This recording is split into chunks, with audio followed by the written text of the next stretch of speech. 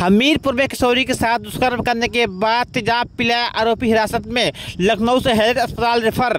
Postmortem के बाद e rickshaw पर ले गए शव। वीडियो हमीरपुर में शव वहां नहीं मिला, संगत हालत में मिला था युवक का शव। हमीरपुर में आत्मनिर्भर संकल्प अभियान का सम्मेलन, जिला अध्यक्ष के उपस्थित में हुआ आयोजन।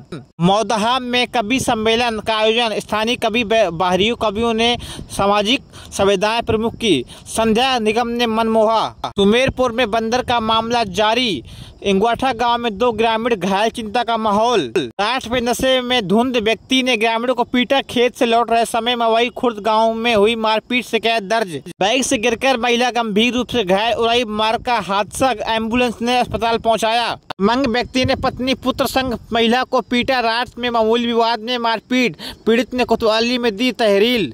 राज्य सफाई कर्मचारी संघ के पदाधिकारियों की घोषणा, मौदा में नवनिर्वाचित पदाधिकारियों को दिलाई गई शपथ।